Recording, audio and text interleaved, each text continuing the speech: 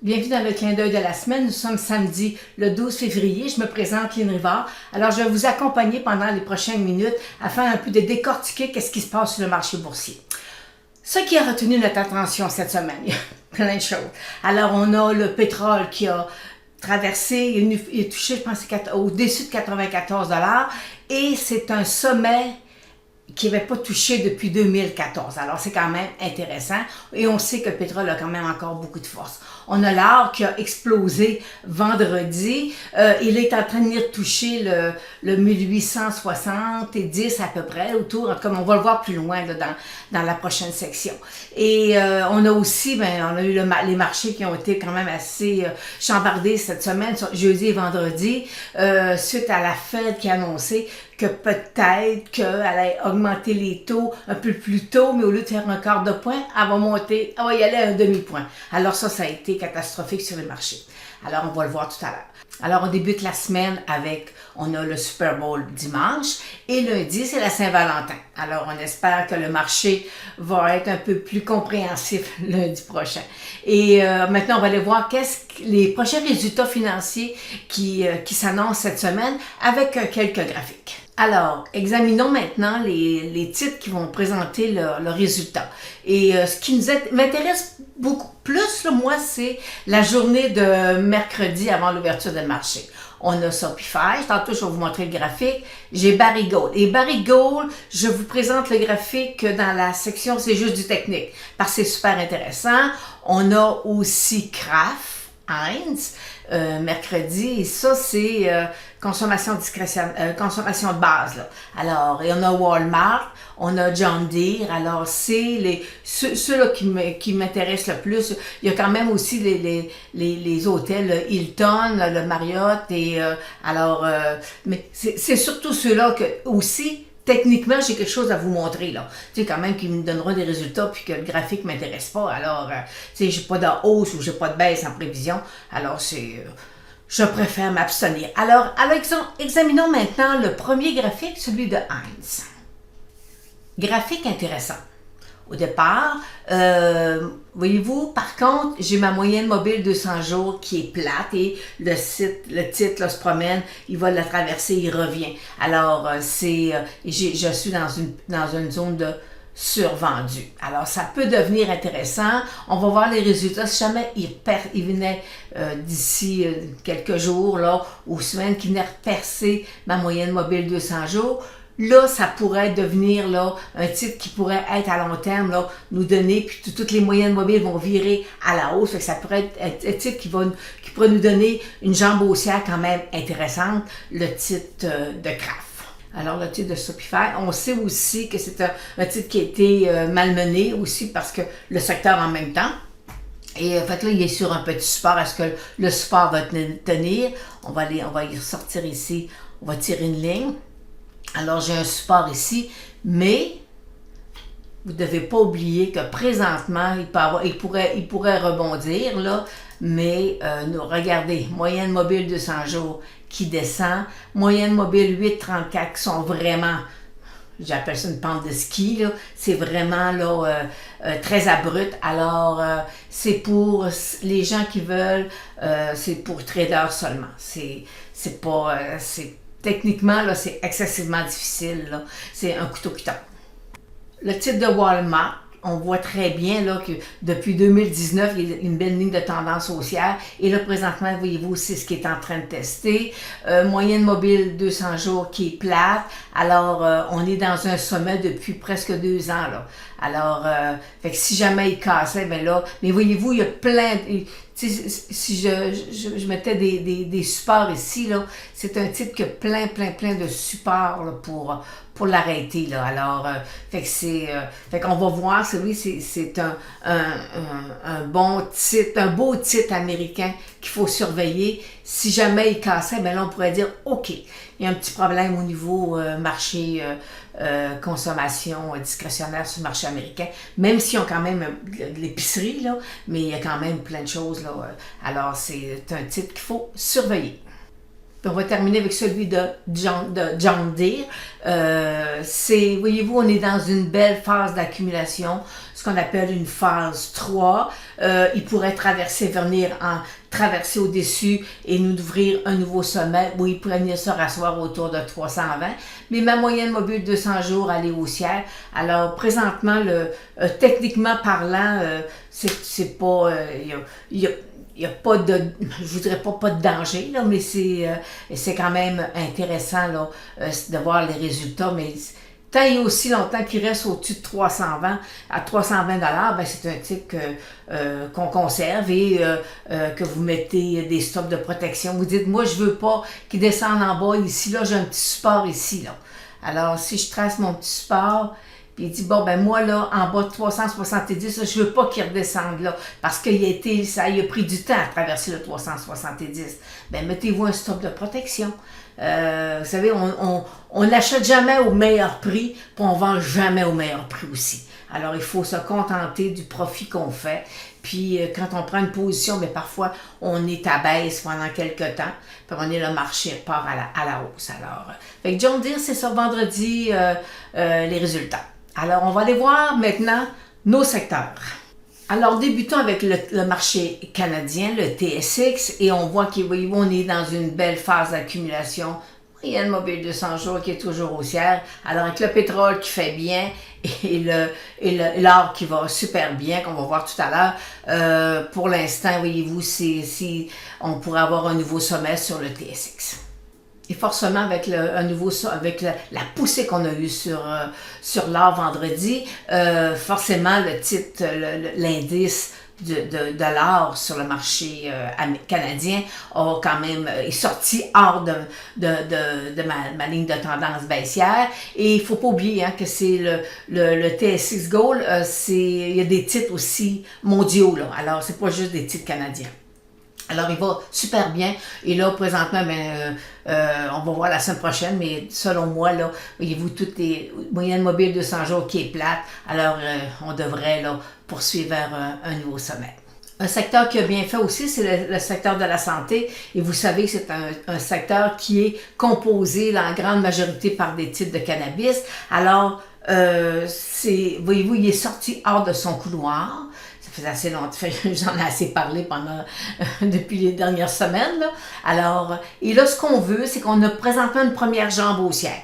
On n'a rien pour nous faire des calculs à long terme, là, mais on a une première jambe haussière qui est arrivée sur du volume.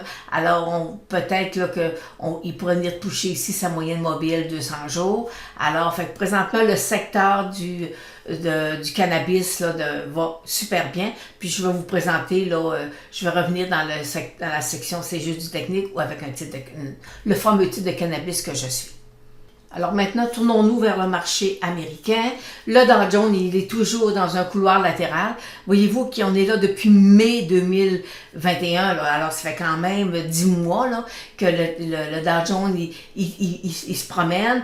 On a, c'est sûr que les 2 dernières journées, c'était quand même assez violent. Il est sur sa moyenne mobile 200 jours. Est-ce qu'il va venir toucher le bas de le support là, de son couloir latéral à 33 900 à peu près, là. Alors, c'est ce qu'on va voir là, la semaine prochaine.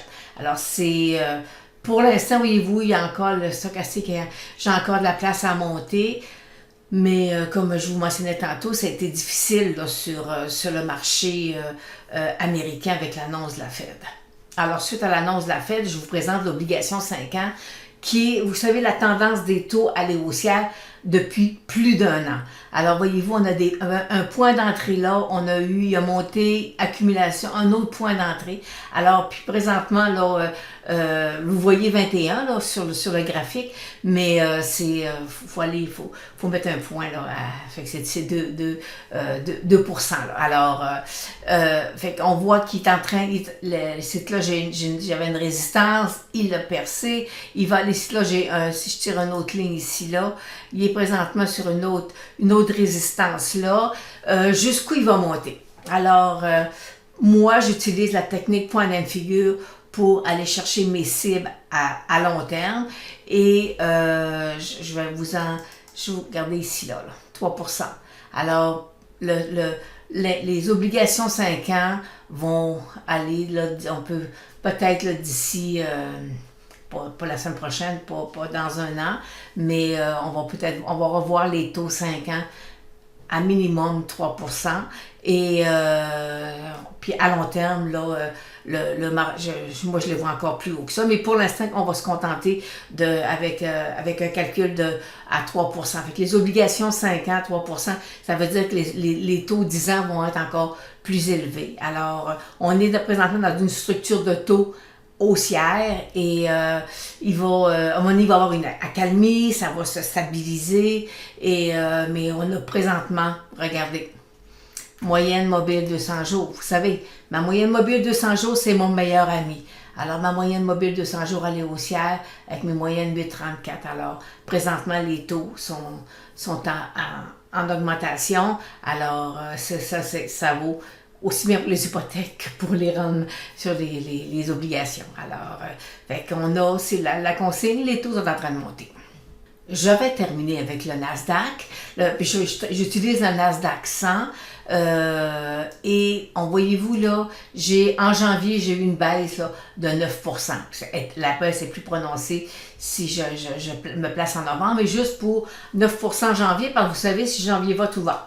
Alors, et là, on a ici là on a deux supports. Ici là, on a une ligne de tendance haussière qui arrive et on a un autre support là. Alors, autour du 14 000 ou 13 900, ça devient un point important.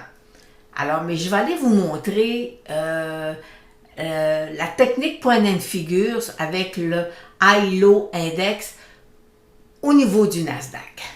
Je voulais présenter le High-Low Index du Nasdaq et voyez-vous là, on est présentement dans des zones de survendu.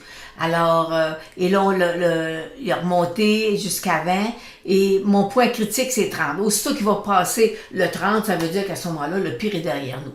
On n'est pas rendu là encore, mais on a quand même descendu à 6%. Ça veut dire qu'il n'y avait plus grand-chose là, qui montait là, à 6%. Là, c'était assez... Mais c'est ça des bons marchés. Alors, est-ce qu'il va venir ici, là, redescendre, venir retester son bas? Peut-être aussi, parce qu'oubliez pas non plus que c'est une moyenne 10 jours. Alors le petit, ce qui est là que vous voyez, c'est la moyenne des 10 derniers jours. Alors, fait que ce qui est arrivé vendredi, jeudi, c'est pas encore dans le marché comme tel, là. Alors, fait que c'est ça. Fait qu'on va attendre que le marché nous donne un signal. Il va peut-être poursuivre, venir redescendre. Il faut qu'il s'accumule un peu. Puis après ça, il va partir à la hausse. Alors, fait que c'est ça que je regarde, moi, comme indicateur au niveau du high... Je suis toujours en train de vous dire le Nice High-Low Index parce que je suis régulièrement juste lui, mais là on est sur celui du Nasdaq.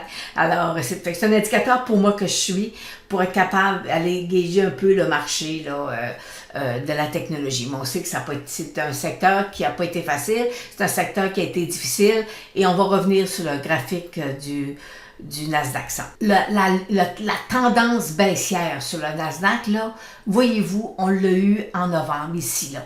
Ici, là, j'ai eu des croisements. Mon premier signal, première lumière rouge, je l'ai eu en novembre. Par la suite, voyez-vous, j'avais un petit couloir latéral ici. Il l'a cassé. Deuxième, là, j'ai dit deuxième, c'est ici, là, j'avais une prise, au football, là, ici, au baseball, c'est-à-dire ici, j'avais une prise. Quand je suis sortie hors de mon petit couloir latéral, j'avais une deuxième prise. Et quand j'ai cassé ma moyenne mobile de 100 jours, j'étais la troisième. Alors, c'est un secteur c'était excessivement difficile et j'ai 3 titres à vous présenter tantôt dans ces jeux du technique. J'ai PayPal, symbole LSPD et NVEI. OK, c'est 3 titres que j'ai des clients pas des clients, mais j'ai des gens sur mon Facebook qui me posent des questions sur ces 3 titres-là. Alors, on va aller les faire techniquement. Ils veulent savoir si on a des points d'entrée présentement. Alors, mais c'est un secteur qui a été difficile et on surveille le 13 900. C'est un point technique à surveiller qui est important. Alors, poursuivons avec les commodités. Alors, débutons avec le BTC. On sait que la semaine dernière, l'autre semaine, il y a eu quand même une belle poussée et on a eu ici, là, un petit croisement des moyennes mobiles 834. On avait ici, là, autour de 46-47 000, c'est une bonne résistance qui est là, qui correspond à sa moyenne mobile 200 jours. Alors, il faut absolument que le BTC traverse et qu'il repart à la hausse. Sinon, si jamais il revenait tester autour de 30 000. Alors, pour l'instant, j'ai pas un signal haussier, là, à moins qu'il y ait quelque chose d'extraordinaire, là. Mais s'il venait à traverser sa moyenne mobile 34, ça ne sera pas de bon augure pour le BTC. Le pétrole, comme tout à l'heure je vous mentionnais, il a percé le 94 $. Il est dans des nouveaux sommets. Présentement, c'est super beau. Mais je vais vous dire que ça a été un peu... c'était un petit peu difficile cette semaine. Il montait, puis là, il venait se rasseoir, puis... et là, il y avait des titres aussi pétroliers. Les gens prenaient le profit. Alors, ça a été... les gens, là, se posaient des questions sur les titres au niveau pétrolier. Mais voyez-vous, on a quand même une moyenne mobile 200 qui est haussière avec des 8,34. Alors, c'est un secteur qui fait bien. Il y a des gens qui sont dans le secteur depuis, je vous dirais, presque 2 ans, parce que c'est en mai 2000 là, que ça a tout foiré, là, quasiment. Alors, fait qu'il y a des gens qui font des prises de profit. Et les traders, quand ils voient qu'il y a un petit repli parce qu'il y avait, c'est ça, qui circulait la semaine passée sur les forums, là, c'est est-ce qu'on fait des prises de profit? Les gens disent que le pétrole va descendre, puis tout ça. Et voyez-vous, c'est le contraire qui est arrivé. Alors, souvent, je dis, il faut avoir, quand on fait une bonne analyse, il faut avoir la foi avec nous. Et le gaz, pas le gaz, et l'or, voyez-vous, vendredi, regardez la belle hausse qu'il nous a fait. C'est super beau. Et là, présentement, si je rapetisse, voyez-vous, là, je suis sur une zone de résistance. Alors, c'est ça qu'on va voir lundi. Ici, là, quand je trade sur une ligne, ici, là, j'ai un très beau support, ça va bien. Ma moyenne 200 jours, mes 8,34 sont au-dessus. Alors, ça, c'est très positif. Alors, on poursuit avec... on va surveiller ici, là, le 1870, 1880 à peu près. C'est ça qui est le point technique important. Et j'ai 2 titres à vous présenter dans la section « C'est juste du technique » sur le secteur aurifère. Alors, c'est juste du technique. Débutons avec le titre de Suncor. Voyez-vous, il a percé, lui, sa ligne de tendance baissière. Mais tout à l'heure, je vous mentionnais que c'était pas facile. Les gens, voyez-vous, les gens sont frileux sur les titres. Alors, voyez-vous, s'il est parti à 36, il a descendu à 32, il a rebondi un nouveau sommet. Alors, les gens sont nerveux sur les titres pétroliers.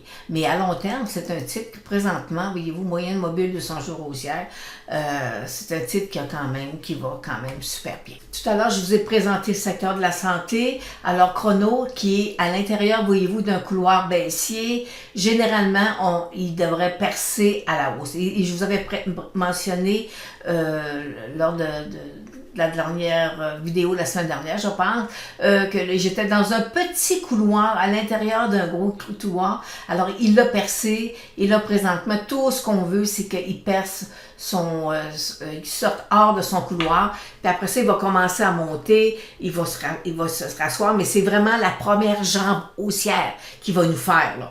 Alors, il faut être prudent. Présentement, on n'a rien à long terme sur le titre, techniquement parlant, là. On est juste dans les premiers soubresauts, là, d'un titre, là, qui a été malmené pendant plusieurs mois. On a aussi le titre d'Alibaba là, qui monte puis qui descend, mais voyez-vous, on est dans un beau couloir d'accumulation. Alors, ce qu'on veut, c'est qu'il sorte hors de son couloir ici, puis après ça, qu'il sorte hors de sa phase 1 pour ensuite aller nous permettre d'inverser sa moyenne mobile 200 jours qui est toujours baissière. Alors, c'est vraiment aussi, là, c'est pour lui aussi, vous savez, il faut être prudent, faut bien analyser, puis quand on va voir arriver le volume, que là, le volume va le pousser, à ce moment-là, c'est un titre qui pourrait nous donner quand même du potentiel aussi quand même intéressant. Bon, la semaine dernière, je vous ai présenté Teva et je vous ai fait une analyse vraiment là à la Weinstein là, avec en semaine des phases 1 et c'est vraiment, allez réécouter la vidéo de la semaine dernière, c'était vraiment là un titre qui est super intéressant. Il y a eu ses résultats cette semaine et ça va bien là, mais c'est un titre qui a été malmené aussi pendant des années. Alors, fait que tout ce qu'on veut, c'est avoir du volume pour venir sortir hors de ma ligne de tendance ici et percer ma moyenne mobile de 200 jours. C'est ce qu'on cherche présentement. Alors, fait que c'est ce qu'on attend. Faut être patient, tout simplement. Alors là, je vous présente 3 titres qui sont j'ai des personnes sur mon Facebook sur Facebook qui me demandent l'information. Alors, NVEI, c'est un étranger autant sur le marché américain que sur le marché canadien. Là, je prends le marché canadien parce que c'est des entreprises qui ont celle entre autres, elle a son siège social à Montréal. Alors, par contre, elle fait des bénéfices. Par contre, elle a un ratio, un price earning là, de 78. C'est élevé. OK, c'est dans les technologies, puis présentement, c'est ce qui est difficile avec les titres avec des ratios élevés. Alors, fait que vous voulez savoir qu'est-ce que j'en pense. Mais voyez-vous, ici, là, en novembre, écoutez, c'est tôt là, en novembre, là, même, je vous dirais même fin octobre, le titre a cassé croisement des moyennes mobiles 8,34. Alors, une prise. Par la suite, il est venu tester sa moyenne mobile 200 jours, puis il l'a percé aussi. Puis voyez-vous, j'ai ma moyenne mobile 200 jours ici, elle n'est plus là. C'est une nouvelle émission. C'est une émission qui a été faite en octobre 2020. Alors, c'est un jeune titre. Et voyez-vous ici, lorsqu'il a gapé, il a fermé. Il y aurait...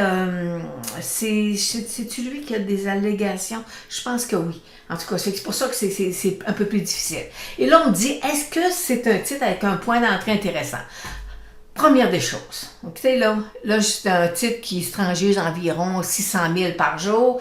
Vendredi, hier, il a fermé avec 317 000. Alors, ce titre-là n'a pas de volume. Et vous savez que dans le marché boursier, vous devez avoir du volume. Et là, on va aller voir, est-ce que techniquement, j'aurai une figure qui pourrait m'aider.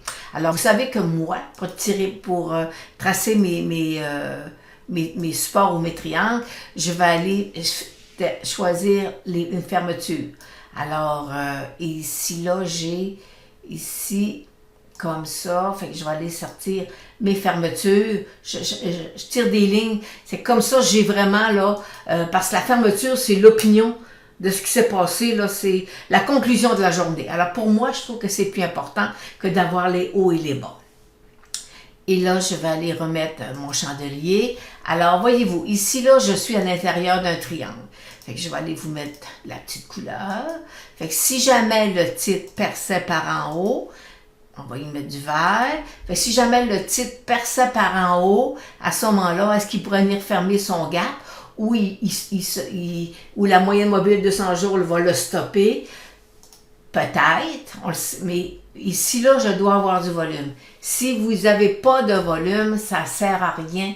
C'est un titre qui va vous casser d'en face, qui va revirer de bord. Alors, on a besoin d'avoir du volume. Parce que, voyez-vous, le volume ici, là, était quand même, quand il a cassé, il a fait 4 millions. Là. Alors, puis ici, voyez-vous, il y avait toujours, quand je vais par en arrière, tu sais, j'avais un titre 270 000, c'est pas un titre, moi, personnellement, c'est un titre que je trouve que c'est difficile à trader parce qu'il n'y a pas de volume. Alors, c'est pas un titre pour un trader. Alors, fait que c'est ça. Fait que, voyez-vous, on a une sortie hors du triangle par en haut ou par en bas. Puis, je vais la mettre ici. Je vais vous la mettre rouge, là. Alors, pour l'instant, on suit, mais ça nous prend du volume. C'est pas nécessaire qu'il casse par en bas sans volume, là, que le volume soit fait pour sortir hors de son triangle. Mais pour l'instant, ça nous prend du volume. Pas de volume, vous évitez ça. Puis j'ai comme l'impression qu'il y a beaucoup de monde qui sont poignés. Ici, là, ils ont rembarqué sa moyenne mobile de 100 jours, puis ils se sont fait pincer. Alors, malheureusement, c'est ça. Alors, allons voir un autre titre canadien aussi. LSPD, j'oublie son nom. Lag Speed, c'est ça, en tout cas, c'est LSPD. Bon, lui, il fait pas de bénéfice. Bon, première des choses. Par contre, voyez-vous, là, il est parti de 180, il est descendu à 30 $ à peu près. Alors, il y a quand même une baisse beaucoup plus prononcée que l'autre. Et si je vais, voyez-vous, présentement, j'ai une petite accumulation. Est-ce qu'il va venir croiser mes moyennes mobiles? Par contre, voyez-vous, j'ai un peu plus de volume, là. Puis j'ai, comme l'autre, j'ai à peu près 148 millions d'actions en circulation. C'est pas... puis je suis pas allée vérifier, excusez-moi, si l'institutionnel était présente, là. Alors, mais voyez-vous, mon moyenne mobile 200 jours. Fait qu'ici, là, voyez, ici, là, pour lui aussi, ça s'est passé en octobre. Cassure, puis en plus, après ça, ici, là, une autre cassure de la moyenne mobile de 100 jours. Et là, il est en accumulation. On va le laisser s'accumuler et il faut que lui aussi, il faut qu'il me donne des... Voyez-vous, j'ai 1 million de volume. Fait qu'il faut commencer à me donner des pics de 2 millions et plus, là, pour me dire que il est intéressant, là, techniquement, à aller surveiller. Alors, puis ça, c'est... Parce que les deux titres, là, c'est dans les logiciels, là. Et lui, c'est... la compétition, c'est CGI. Alors, c'est quand même... c'est des gros joueurs, là. Puis, dans l'autre, c'est dans la compétiteur, c'était PayPal. Alors, fait qu'on va aller voir PayPal. Vous savez que je suis baissière depuis un certain temps sur PayPal avec la technique point d'une figure. Voyez-vous tous les supports que PayPal a cassés. Ici, on avait un point de sortie, une prise là, une deuxième prise, et là, il continue à glisser. Bon, et là, voyez-vous ici, là, je vais aller vous le mettre en gras. Bon, ce que vous voyez en bleu, là, c'est une ligne de tendance de 2017. Alors, fait que vous voyez, on est... est-ce qu'il va venir rebondir dessus? Je vais aller voir quelque chose pour vous. Mes 3 indicateurs me disent que présentement, PayPal est les 3 sont en zone de survendu. Est-ce que c'est suffisant pour le pousser? C'est ce qu'on va voir d'ici les prochains jours. Alors, est-ce qu'il va rebondir sur ma ligne de tendance de 2017? Regardez. Ici, là, j'ai un beau gap ici à fermer, là, quand même, autour de 160 à peu près, 165. J'ai un gap ici à venir remplir. Regardez mes moyennes mobiles 8,34 sont vraiment très baissières. Ma moyenne mobile 200 jours, elle est baissière. Alors, c'est un titre pour des traders avertis, des gens qui sont capables de voir des hausses, qui ont un système là, personnel très, très, très sophistiqué. Là.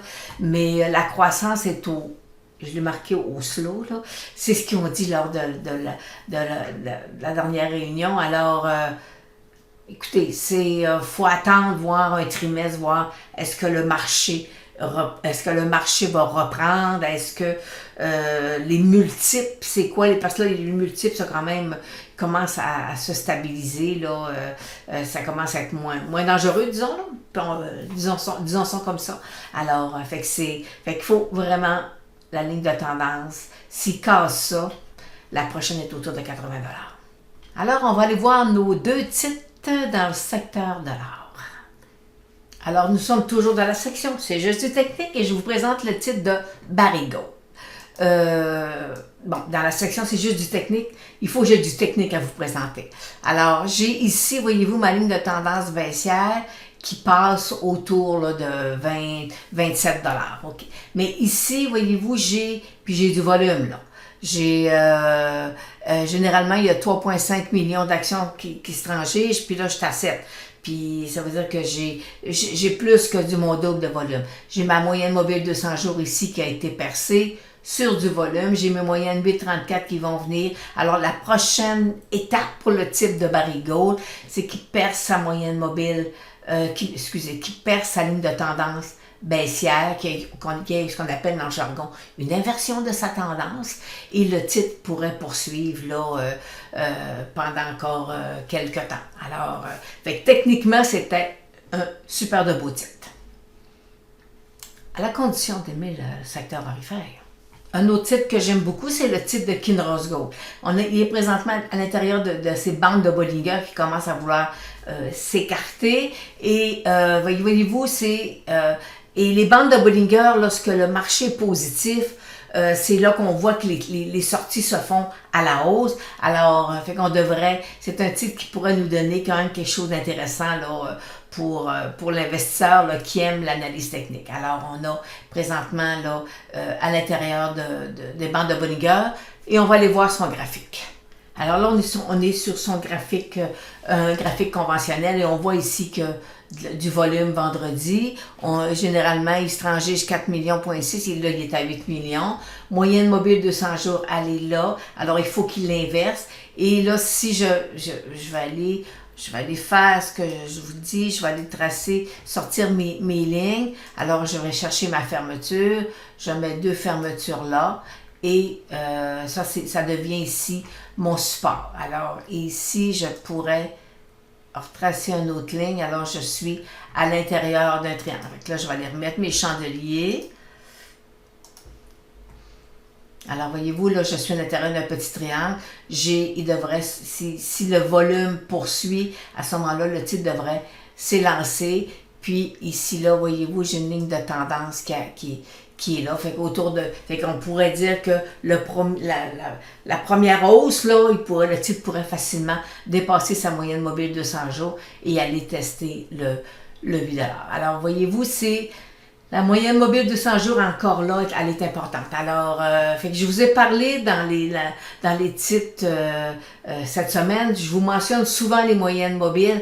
Alors, ici en haut, là, j'ai une petite vidéo qui parle juste des moyennes mobiles. Alors, ça serait peut-être intéressant pour vous tous d'aller le visionner et en même temps de mieux comprendre la beauté des moyennes mobiles 200 jours. Parce que n'oubliez jamais que la moyenne mobile 200 jours, c'est votre meilleur ami.